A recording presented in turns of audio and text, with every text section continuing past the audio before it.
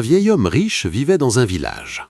Il avait consacré toute sa vie à accumuler des richesses. Il possédait de nombreuses maisons et de vastes étendues de terre. Plus il devenait riche, plus son ego grandissait, et il aimait se vanter de toute sa fortune.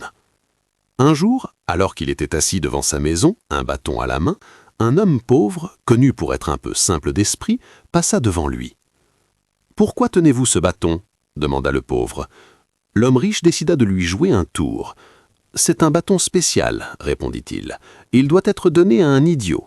Il passe de personne en personne, et celui qui le détient doit le transmettre à quelqu'un de plus stupide que lui. » Il lui tendit le bâton en disant « À présent, c'est à toi de le garder jusqu'à ce que tu trouves quelqu'un d'encore plus bête que toi. » L'homme pauvre accepta humblement le bâton et commença à chercher quelqu'un à qui le donner.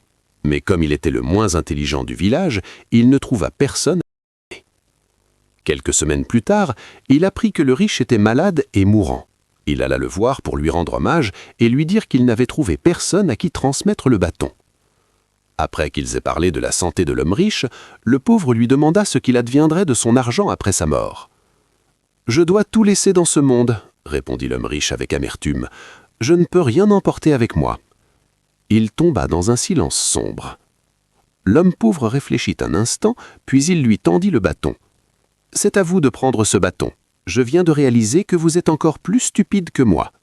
Bien que vous ayez eu une longue vie et de nombreuses opportunités, vous n'avez rien accumulé qui ait de la valeur. Aujourd'hui, vous n'avez pas la paix de l'esprit parce que vous ne voulez pas être séparé de vos richesses, et vous n'avez accumulé aucun bon karma parce que vous avez passé toute votre vie à poursuivre des objectifs égoïstes.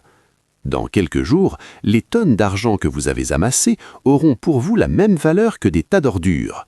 En consacrant toute votre vie à l'accumulation de choses qui s'avéreront finalement inutiles, vous avez démontré que vous méritez ce bâton. » Il posa le bâton sur le lit et s'en alla.